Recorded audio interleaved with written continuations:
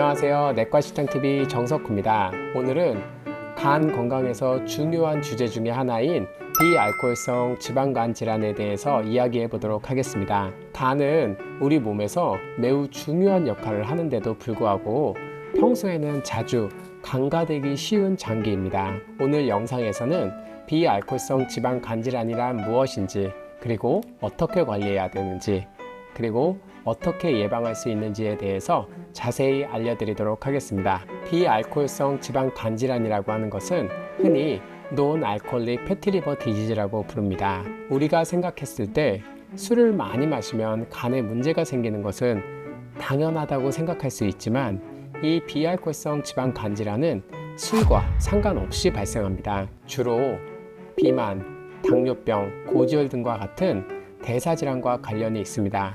특히 바쁜 현대인들의 식습관과 생활 방식 때문에 이 질환이 점점 더 많은 사람들이 겪고 있는 문제가 되고 있습니다. 간에 지방이 많이 축적되면 처음에는 별다른 증상이 없지만 시간이 지날수록 간에 염증이 발생하고 심할 경우에는 간경변이나 간암까지 발전할 수가 있습니다. 혹시 나도 여기에 해당된다고 생각이 된다면 꼭 정기적인 건강검진을 받으시기 바랍니다. 비알코올성 지방간 질환은 크게 두 가지로 나눌 수가 있는데요.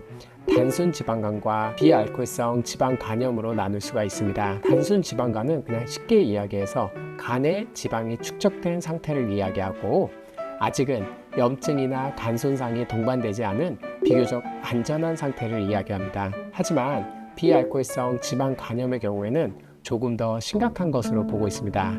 이 경우에는 간의 염증과 간세포 손상이 나타나기 때문에 시간이 지나면 간경변이나 간암으로 발생할 확률이 높아집니다. 즉, 간 건강을 빨리 챙기지 않는다면 더 심각한 결과로 이어질 수가 있습니다. 그렇기 때문에 우리는 건강검진이나 간단한 간 검사를 통해서 간 상태를 확인하고 필요시에는 적절한 조치를 취하는 것이 중요합니다. 그렇다면 이러한 비알코올성 지방간 질환의 원인은 무엇일까요? 가장 대표적인 원인은 비만입니다. 복부에 지방이 많이 쌓이는 복부 비만은 간에 지방이 축적될 확률이 높아지게 되는 것입니다. 여러분이 생각했을 때도 뱃살이 많이 쌓이면 간에도 당연히 지방이 많이 쌓일 수밖에 없습니다. 뿐만 아니라 인슐린 저항성, 즉 당뇨병이 있었을 때도 지방의 간이 쌓이기 쉬워집니다. 그래서 당뇨병 환자에게도 이 지방간이 쉽게 나타날 수가 있습니다. 그 다음에 고지혈증도 혈액 내에 지방 수치가 높은 경우가 많기 때문에 고지혈증도 중요한 원인 중에 하나가 될 수가 있습니다. 그리고 운동 부족이나 잘못된 식습관도 지방간이 쌓이기 쉽게 만들 수가 있습니다. 쉽게 생각하면 과다한 칼로리를 섭취하거나 기름진 음식을 자주 먹게 될 경우에는 당연히 지방이 우리 몸에 쌓이기가 쉽기 때문에 간에도 지방이 잘 쌓일 수가 있습니다. 그렇다면 이러한 비알코올성 지방간 질환의 증상과 진단은 어떻게 해야 되는지 지금부터 알려드리도록 하겠습니다. 비알코올성 지방간 질환의 가장 큰 문제점은 초기 증상이 거의 없다는 것입니다. 우리가 일상생활을 하면서 약간의 피로감, 소화불량, 이거는 원래 평상시에 있을 수 있어, 이렇게 단순한 피로나 소화 문제로 넘겨버리기 때문에 초기에는 진단하기가 어려운 경우가 많습니다. 그래서 환자분들 같은 경우에는 초기 증상이 없기 때문에 대부분 건강검진을 통해서 발견되는 경우가 많습니다. 그래서 이 비알코올성 지방간 질환을 진단하기 위해서는 정기적인 건강검진이 필요하다고 말씀드리는 것입니다. 이러한 간 상태를 확인할 수 있는 검사로는 초음파 검사라든가 혈액 검사를 통한 간 기능 검사, 그리고 간의 섬유화 정도를 측정할 수 있는 간 섬유화 스캔 등의 방법이 있습니다. 특히 혈액을 통한 간 기능 검사는 우리가 쉽게 할 수 있는데요.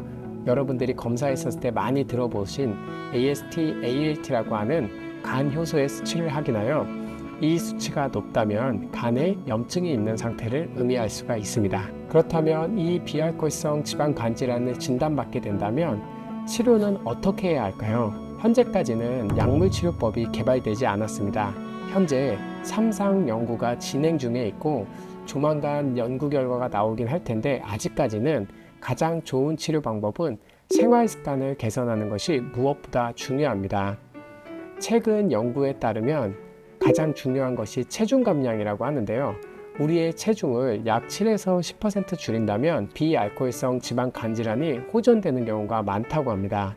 하지만 반대로 체중을 너무 급격하게 감량한다고 한다면 오히려 간에 무리가 갈 수가 있고 거꾸로 간의 염증을 더 심하게 악화시킬 수가 있기 때문에 체중은 천천히 그리고 꾸준히 줄이는 것이 중요합니다. 다음으로 추천드리는 방식은 바로 운동과 식이요법인데요.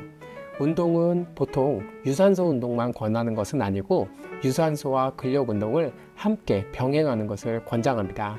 일주일에 3번, 최소 30분 이상 꾸준히 운동을 하는 것을 권장합니다.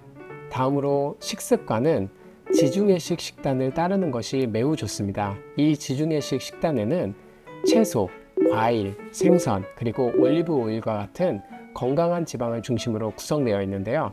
이러한 식단이 바로 간 건강을 지키는데 탁월한 효과를 줍니다. 또한 포화지방산이 많이 포함된 가공식품은 피하고 신선한 재료를 사용한 음식을 섭취하는 것이 좋습니다. 결국에는 이러한 비알코올성 지방 간질환을 예방하는 방법은 생활습관 개선이라는 것이 다시 한번 제가 강조하고 싶은 것입니다. 오늘 내과식당에서는 비알코올성 지방 간질환에 대해서 알아보았는데요. 비알코올성 지방 간질환은 한번 생기면 쉽게 없어지지 않을 수 있습니다.